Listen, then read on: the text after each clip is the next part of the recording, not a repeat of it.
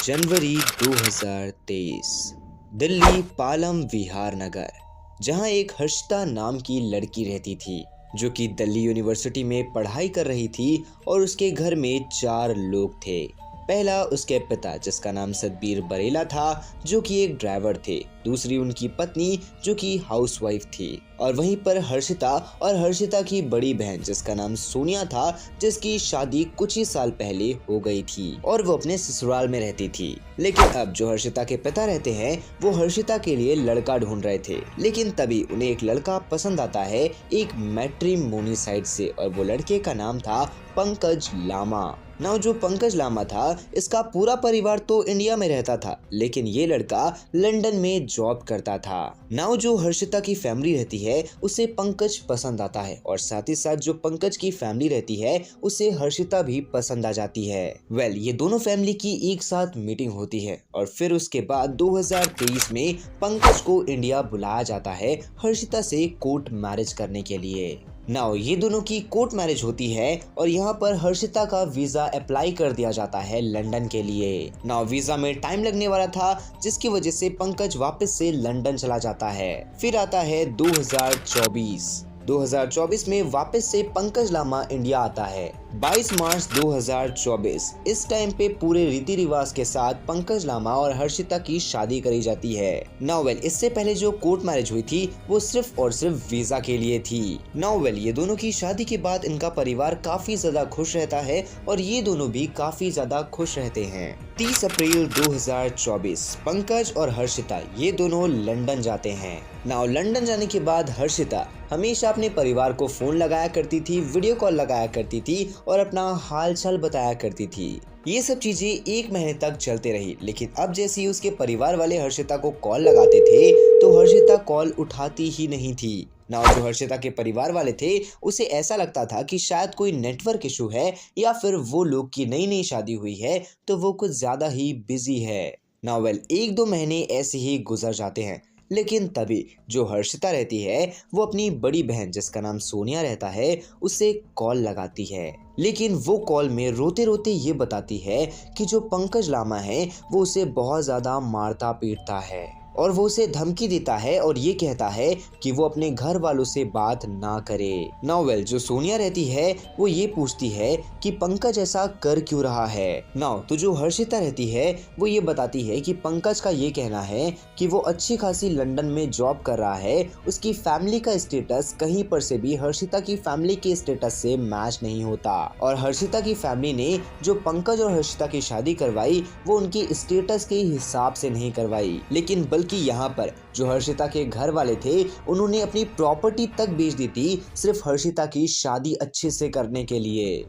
उस चीज के बावजूद भी पंकज ये सारी चीजें कर रहा था। हर्षिता अपनी बड़ी बहन सोनिया को ये सारी चीजें बताती है और कॉल एंड कर देती है। लेकिन तभी 29 अगस्त 2024 उस दिन पंकज हर्षिता को वापस से बहुत ज्यादा मारता है और उसे धमकी देता है कि ये सारी चीजें तुम अपने घर वालों को नहीं बताना। लेकिन तभी जो हर्षिता रहती है वो लंदन पुलिस को ये सारी चीजों के बारे में बता देती है। जो लंदन पुलिस रहती है वो डायरेक्टली हर्षिता के घर आ जाती है और पंकज के ऊपर डोमेस्टिक वायलेंस का केस कर देती है, क्योंकि हर्षिता ने यही बताया था कि जो पंकज है वो उसके साथ डोमेस्टिक वायलेंस करता है और उसने प्रूफ के तौर पे अपने हाथ पांव में जो चोट के मार्क लगे हुए थे उसे बताया था।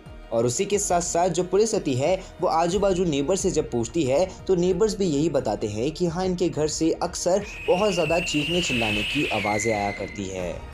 यहाँ पर होता ये है कि जो पंकज रहता है वो एक एपोलॉजी लेटर और कुछ फाइन देता है पुलिस को और ये प्रॉमिस करता है कि अब से वो ऐसा कुछ भी नहीं करेगा। कुछ दिन तक तो सब कुछ नॉर्मल रहता है, पंकज कुछ भी नहीं करता है, लेकिन तभी उसके बाद 10 नवंबर 2024 हर्षिता वापस से अपनी बड़ी बहन को कॉल लगाती है और वो सोनिया को ये बताती है कि उसके पति को पुलिस ने वार्निंग दी थी, लेकिन उसके बावजूद भी वो कुछ दिन तक तो शांत रहा, लेकिन वापस से वैसे ही उसे मारने पीटने लगा और अब वो पंकज से बहुत ही ज्यादा परेशान हो चुकी है और वो उसके साथ रहना नहीं चाहती। और ये बात सुन के सोनिया ये कहती है कि तुम वहाँ पर सब कुछ छोड़ो और वापस से इंडिया आ जाओ। लेकिन तभी हर्षिता को ये रियलाइज होता है कि उसके पिता ने अपना सब कुछ बेच करके उसकी शादी करी है सो वेल अगर वो वापस घर जाती है तो उसके पिता के ऊपर क्या बीतेगी। और यही सेम चीज वो सोनिया को बताती है और इंडिया वापस आने से मना कर देती है। नाउ 11 नवंबर 2024 हर्षिता के घर वाले हर्षिता को कॉल लगाते हैं, लेकिन हर्षिता का नंबर स्विच ऑफ आता है। फिर उसके बाद वो जस्ट पंकज के नंबर को ट्राई करते हैं तो पंकज का भी नंबर स्विच ऑफ आता है। उन्हें लगता है कि ये दोनों बिजी होंगे जिसकी वजह से कॉल नहीं अटेंड कर रहे होंगे, लेकिन ऐसे ही देखते देखते लगभग 2-3 दिन बीत जाते हैं। नाउ वेल जो हर्षिता के पेरेंट्स रहते हैं वो इस बार सोनिया को कॉल लगाते हैं, यानी कि हर्षिता की बड़ी बहन को। नाउ वेल सोनिया से जैसे ही हर्षिता के बारे में पूछा जाता है तो वो इस बार हर्षिता के पेरेंट्स को सब कुछ सच सच बता देती है। वो ये बताती है कि जो पंकज है वो हर्षिता को काफी ज्यादा टॉर्चर कर रहा है, उसे मार रहा है, पीट रहा है और ये सारी चीजों की वजह सिर्फ और सिर्फ दहेज है। जैसी ये चीज उसके पिताजी को पता चलती है तो उसके पिताजी लंदन में ही अपने एक पहचान के इंसान को ये कहते हैं कि तुम जा करके एक बार उनकी बेटी के एड्रेस पे देख लो कि वो सही सलामत है या फिर नहीं। तभी होता ये है कि वो जो इंसान रहता है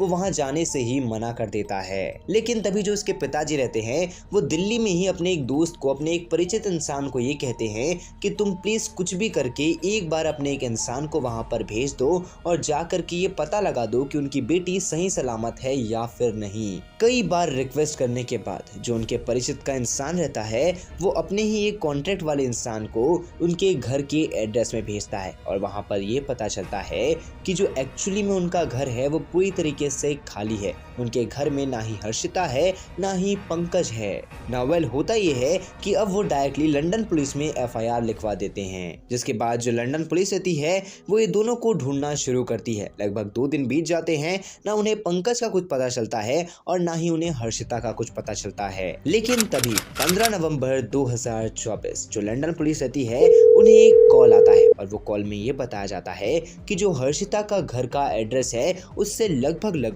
140 किलोमीटर दूर एक कार लावारिस तौर पे खड़ी हुई है। नाउ पुलिस वो कार के पास जाती है और वो कार का नंबर देखती है तो वो जो कार का नंबर रहता है वो किसी और के नाम पे नहीं बल्कि पंकज के नाम पे रजिस्टर्ड होता है। ना पुलिस वो गाड़ी की अच्छे से जांच करती है तो उसकी डिक्की में उन्हें किसी और की नहीं बल्कि हर्षिता की डेथ बॉडी मिलती है।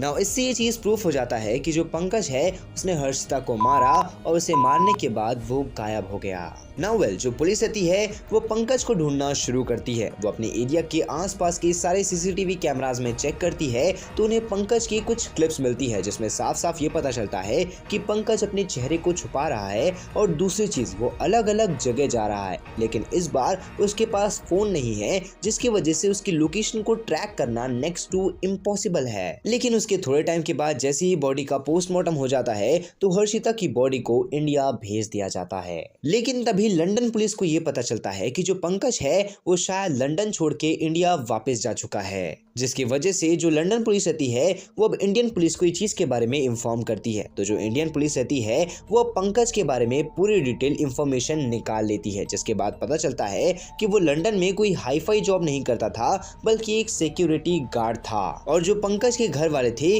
उन्होंने झूठ बोल करके हर्षिता के घर वालों से ये शादी करवाई थी। लेकिन शक तो ये भी है कि जो पंकज के घर वाले हैं उन्होंने ही पंकज को छुपा के रखा है, लेकिन पंकज उन्हें अभी तक मिला नहीं है। नाउ टिल टुडेज डेट अभी तक पंकज मिसिंग है और उसके बारे में कोई भी इंफॉर्मेशन किसी को भी नहीं मिली। बट नाउ अब आपको इस केस से क्या सीखने को मिला, आप अपनी ओपिनियन कमेंट बॉक्स में जरूर बताइएगा। बाकी अगर आप ऐसी ही क्राइम डॉक्यूमेंट्रीज देखना चाहते हैं तो हमारे इस चैनल को सब्सक्राइब करके बेल आइकन कॉल पे सेट करना मत भूलना। मैं मिलता हूँ आप लोगों से नेक्स्ट वीडियो में।